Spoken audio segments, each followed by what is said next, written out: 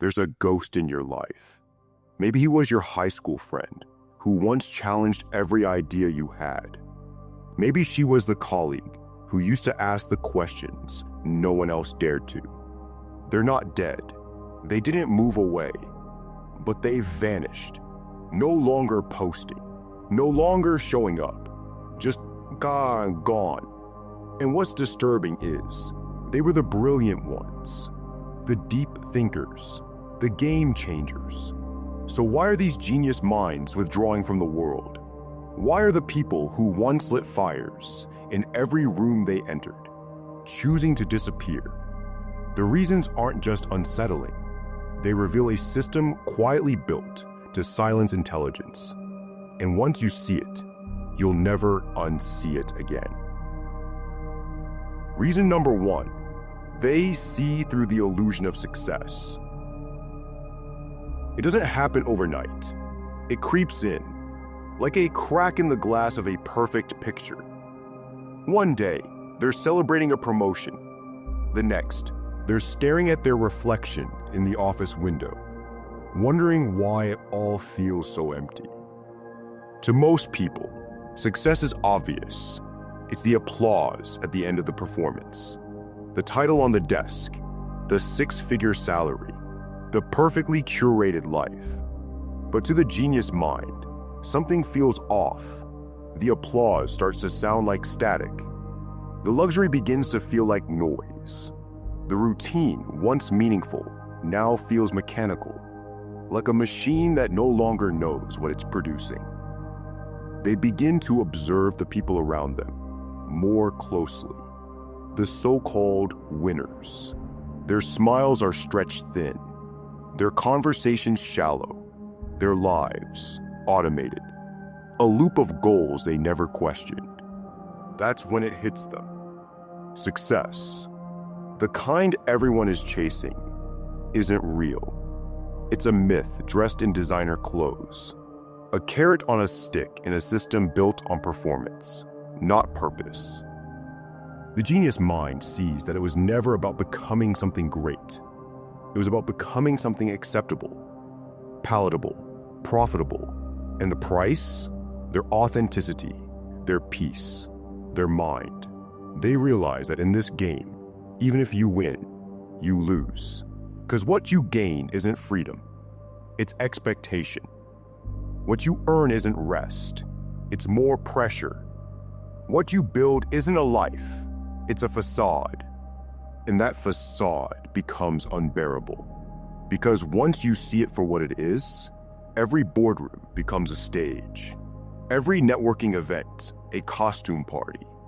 Every congratulations, another reminder that you're being rewarded for playing a role, not for being real. So they begin to retreat, not out of bitterness, but out of integrity, because they can no longer pretend. Not when their soul is screaming for something more. Not when every fiber of their being knows. This isn't success.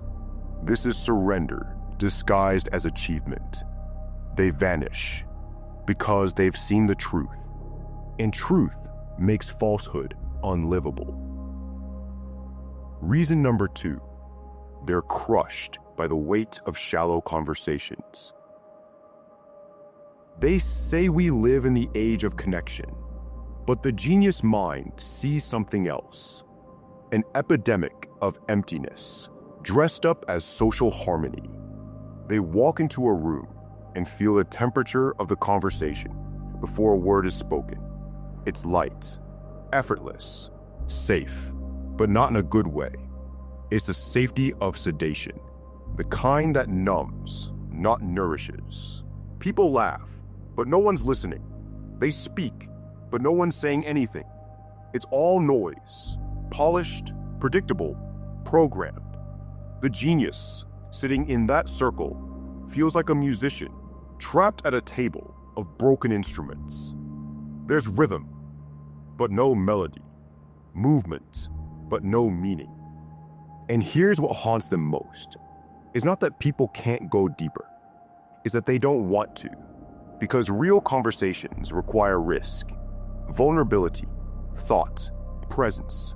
And in a world addicted to speed and stimulation, those things feel inconvenient. But the genius doesn't want convenience. They crave friction, the kind that sparks insight. They hunger for ideas that break things open, for words that aren't just exchanged, but felt. To them, small talk isn't harmless. It's suffocating, like asking a deep-sea diver to spend their life in a puddle, like forcing a philosopher to recite slogans, like feeding a starving man with plastic fruit. So they begin to hide, not because they're antisocial, but because society is anti-depth. And to stay visible, they'd have to become something they're not. Hollow, agreeable, numb. A copy of a copy, echoing things they don't believe. They've tried to translate themselves into simpler versions. Versions that don't offend, that don't go too far, that fit the script. But with every translation, something essential gets lost. And over time, the cost becomes too high. Because when you shrink yourself to fit the room always wins. It devours your brilliance, dilutes your truth, and leaves you wondering if you even exist outside the performance. So they disappear, not out of superiority, but out of survival. Because depth in a shallow world becomes a liability, and silence becomes the only place left where their mind can still breathe. Reason number 3. They refuse to be fuel for a system that consumes them. It starts with a question most people never dare to ask. What exactly am I trading my life for? The genius mind asks this, not hypothetically, but urgently. And when they examine the ledger, the truth becomes impossible to ignore. They're not building a future. They're powering a machine that feeds on energy, time, and attention. One that takes their sharpest thoughts and bends them toward profit. One that rewards obedience and labels it ambition. One that strips meaning from every action and replaces it with performance. At first, it looks like progress, promotions, pay raises, praise. But underneath, it's extraction. Modern society has engineered something brilliant, a way to turn gifted people into high-functioning cogs, so efficient, they barely notice their own erosion. To the average worker, this is just the price of entry. But to the genius mind, it feels like a betrayal of purpose.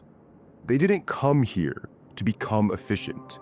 They came here to create, to think, to change things.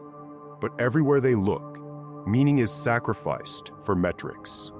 Originality is buried under quarterly goals. Integrity is swallowed by corporate branding. And slowly, the realization hits. They're not working for a future. They're being devoured by the present. They start to see the system for what it really is. Not a ladder to climb, but a treadmill. One that moves faster the harder you run. One that sells rest as laziness, stillness as weakness, and questioning as rebellion. And the rebellion, it's been pre-packaged, sold back to them as work-life balance and mental health webinars. The system knows how to look woke. It knows how to sound progressive, but it never stops taking. The genius mind can't unsee this. They begin to feel like a poet, drafted into an advertising firm, a philosopher hired to optimize click-through rates, a builder asked to design cages and call them dreams. So they opt out, quietly, intentionally, because to stay would mean self-betrayal, and to succeed in such a system would mean becoming a version of themselves they could no longer respect. The world, of course, doesn't understand. It calls them lazy, arrogant, ungrateful. It mourns the loss of their potential. But what it's really mourning is the loss of its grip on them. They didn't disappear because they failed. They disappeared because they woke up and chose not to be consumed. Reason number 4. They're starved by the illusion of digital connection. In a world where everyone's connected, the genius mind feels more alone than ever. Their inbox is full, their feed is busy, their DMs are open, but the silence is deafening. Not the absence of noise, but the absence of realness. Because what the genius seeks isn't attention, it's authenticity. And in digital spaces, that authenticity is rare. People don't show up as they are. They show up as what gets clicks. Every post is a performance. Every opinion a performance. Every smile, every quote, every filtered moment designed for visibility, not vulnerability. To the genius mind, this is unbearable because they feel truth like a frequency, and the internet, for all its brilliance, is tuned to something else. Curated distraction, a theater of half-truths and hollow affirmations. They try to participate. They post, they share, they engage, but their depth doesn't translate. Their insights get stripped down into sound bites. Their nuance gets drowned by noise. Their sincerity feels out of place in an algorithmic world that rewards outrage, not understanding. They begin to realize something tragic. The more they speak online, the less they feel heard. The genius doesn't want followers. They want conversation. They want dialogue. They want contact that awakens, not contact that accumulates. But digital platforms don't reward awakening. They reward metrics, speed, sensationalism. And the deeper the genius tries to go, the more the algorithm punishes them, until finally they give up. Not because they've failed to adapt, but because they've recognized the truth. Connection has been replaced by performance, presence by persona, thought by trend. And when performance becomes the default, honesty feels dangerous. Vulnerability feels naive. Depth feels like a foreign language in a place built for slogans. So they retreat, not from people, but from platforms. They leave the stage to those who need it. They walk away, not out of disdain for technology, but out of respect for truth. Because what they seek can't be found in pixels. What they seek is presence, stillness, a look in the eye, a real question, a quiet answer, the kind of human experience that no network can simulate, no platform can replace. They disappear from your feed, but they haven't vanished. They've just gone in search of something the internet can't offer, a real connection. Reason number 5, they crave solitude in a world that fears it. To the average person, silence is awkward. Stillness feels unproductive. Solitude is suspicious. But to the genius mind, these are the conditions for clarity. They are not absences, they are essentials. In a world wired for speed, where distraction is the default setting, solitude becomes an act of rebellion. The genius mind doesn't seek it for escape. They seek it for integration. Because while others are chasing the next thing, they are still trying to understand the last one. They don't just think, they reflect. They don't just observe, they synthesize. For them, life isn't a timeline to scroll through. It's a pattern to be deciphered. And patterns don't reveal themselves in chaos. They emerge in quiet, in presence, in long, uninterrupted moments of depth. But modern life is hostile to depth. It rewards reaction, not reflection, loudness, not insight, and worst of all, it pathologizes stillness. If you're not constantly visible, you're fading. If you're not producing, you're irrelevant. If you're alone, something must be wrong with you. But the genius knows something ancient, something forgotten. That solitude is not a weakness, it's a well, a deep inner space where clarity is drawn, vision is born, and transformation begins. Think of Marcus Aurelius, penning meditations alone in a war tent, or Epictetus, turning inward as a slave stripped of freedom, or Da Vinci, retreating for days with nothing but his sketches and silence. History's greatest minds didn't fear solitude. They were forged by it. Yet today, if someone disappears for a week, they're ghosting. If they step back from the noise, they're called antisocial. But the genius doesn't care anymore. They've stopped trying to explain a truth that can only be felt. They realize that in a world obsessed with visibility, invisibility is power. In a society addicted to movement, stillness is subversive. In a culture built on noise, silence is sacred. So they vanish, slowly, intentionally, into the spaces where nothing is demanded of them, where no one is watching, where their mind can breathe without performing. And in those spaces, they reconnect with something the world has tried to steal: their inner voice, their original thought, their unfiltered vision. They disappear to reappear more themselves than ever before. Reason number 6, they're morally misaligned with a corrupted world. To rise in most systems, you have to play the game. But the genius mind isn't wired to play. It's wired to question the game entirely. And that makes them dangerous. They look around and see it clearly. The liars aren't just surviving, they're winning. The ruthless aren't being removed, they're being promoted. The shallow aren't overlooked, they're celebrated. And the deeper they look, the more disturbing the pattern becomes. The world rewards what the genius mind cannot stomach. They enter politics and find manipulation. They enter business and find exploitation. They turn to media and find sensationalism. They try education and find obedience.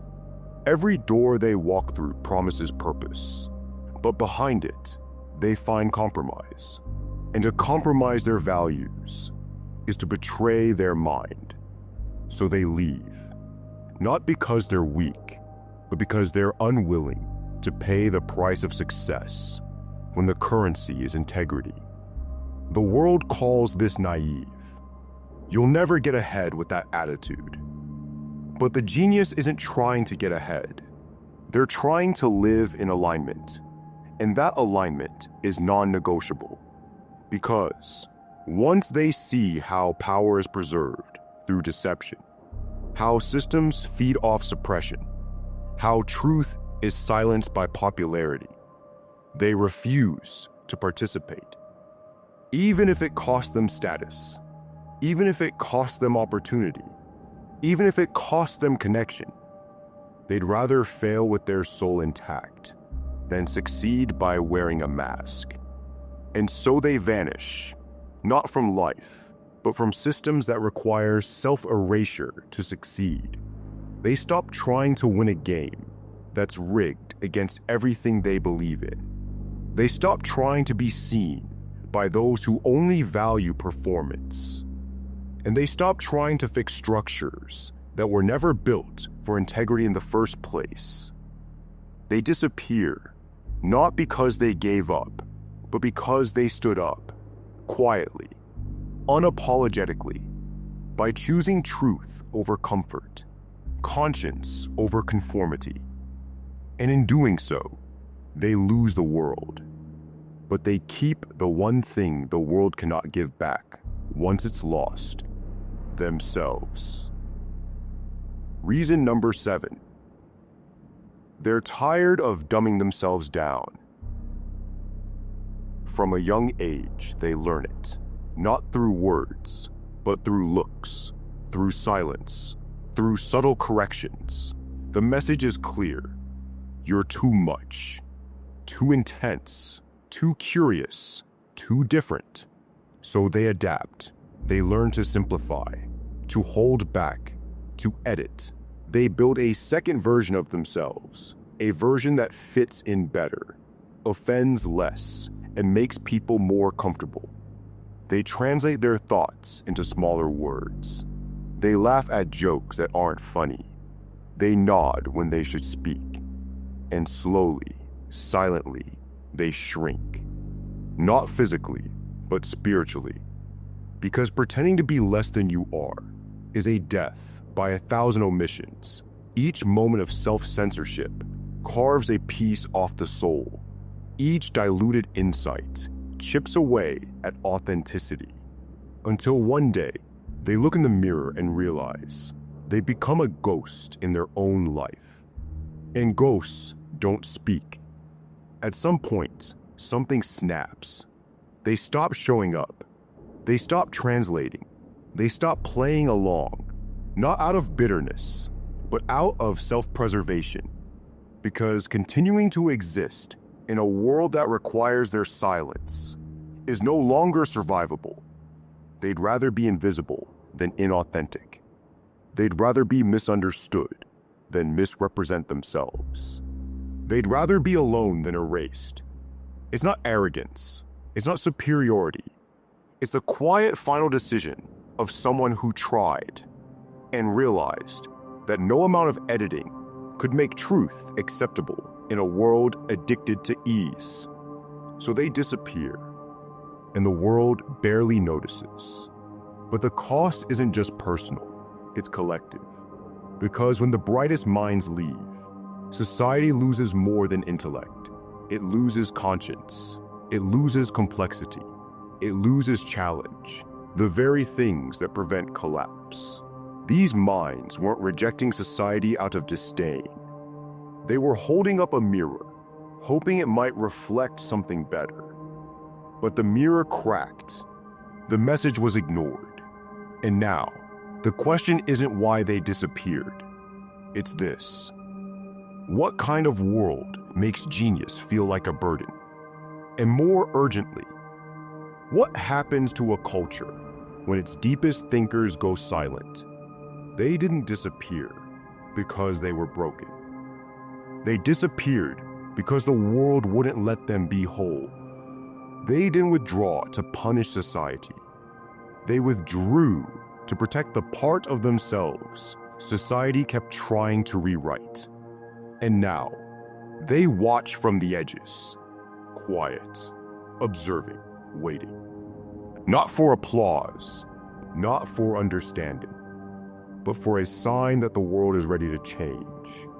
Because until that moment comes, they will remain shadows, not gone, just unseen.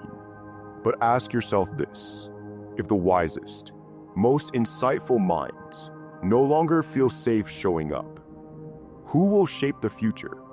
And more urgently, what becomes of a world where silence is the only way truth can survive? If you enjoyed this video, hit the like button, share your thoughts in the comments, and subscribe to our channel for more Stoic wisdom. See you in the next video.